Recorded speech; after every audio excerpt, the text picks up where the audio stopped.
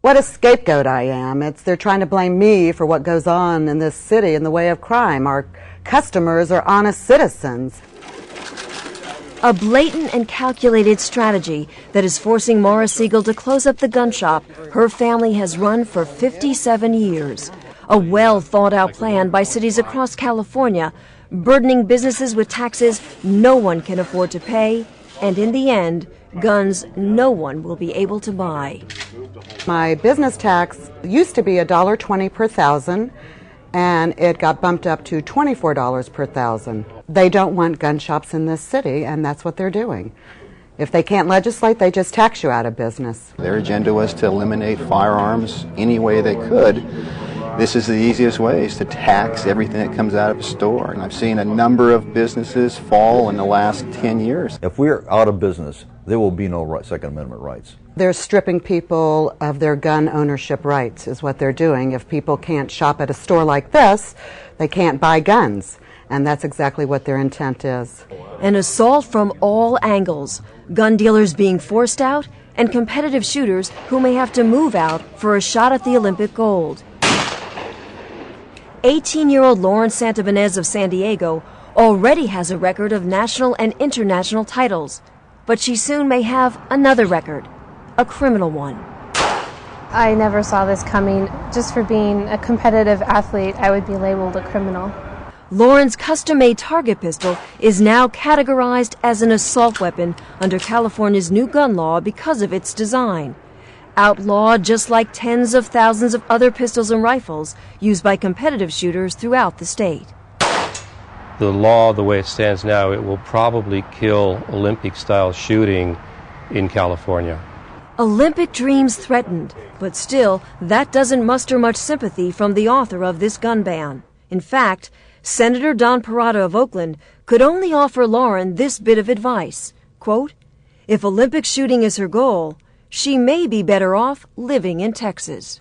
I was kind of offended by that comment because I have my whole life here, and at the time I was a high school student, and you can't just tell a high school teenager to just go pack off to Texas. This was totally ridiculous. Our gun laws are making the guns she wants to use in an Olympic competition illegal. That's nuts. That is completely and absolutely nuts. Olympic athletes now joining the ranks of other law-abiding gun owners who have been labeled instant criminals. Also in the line of fire, handgun owners soon to be victims of a proposed massive licensing and registration scheme. A scheme with just one goal in mind. We'll take every gun away there is in the nation. There's no doubt in my mind. Oh, this is a way to confiscation. This is a file card. This is a way to confiscation. And the new registration card is set up exactly to give them the proper information to come back later on and seize the gun. I see eventually they're going to take that list and they're going to come to your door and say, "Where's your gun?" They're already registered when you purchase the handgun. Why do they need another list? I do believe registration would lead to confiscation. It's a perfect paper trail to go right back and say, "Hey, you have all these things, we want them." All guns are going to end up on their list. They want them totally banned. That's what's eventually going to happen. I hope I'm not around when it does. Registration and confiscation.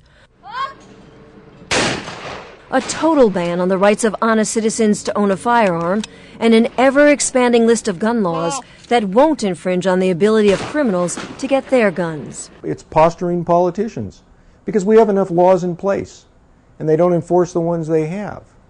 I mean, what they need to do is clamp down on the people that abuse the system. If you take somebody that commits a crime with a gun and actually prosecute them and actually put them in jail, well, they probably won't do it again.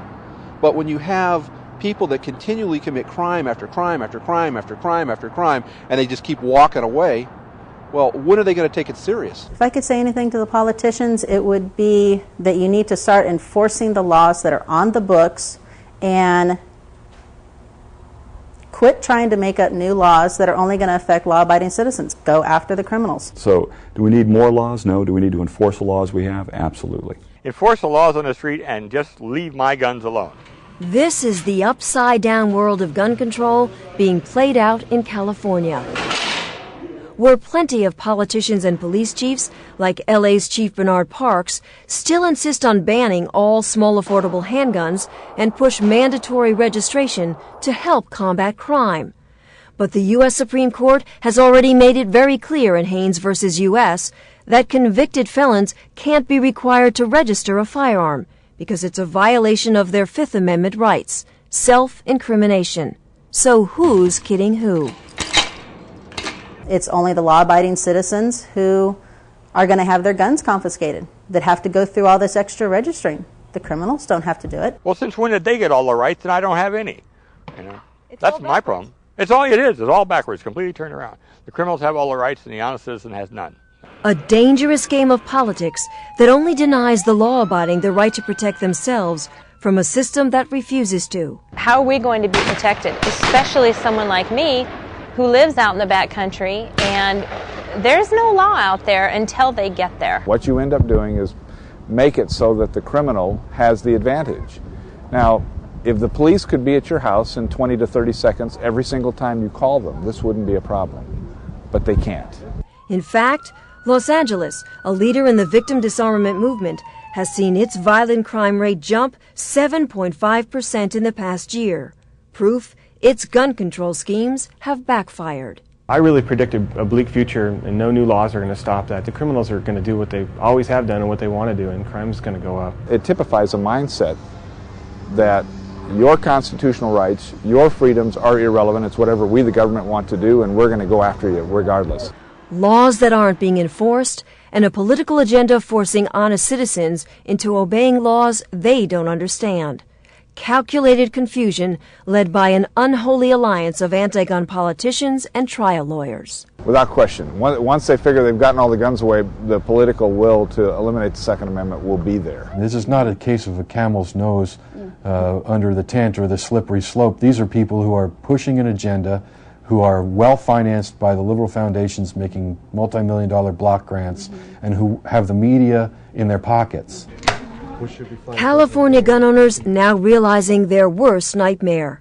Registration is not the end. It's just the beginning of the end. I believe in my heart that the state of California, the politicians, want to remove all firearms from the homes of our citizens. If you get California to go along and fall in line, then pretty much they feel they can just start working state by state by state.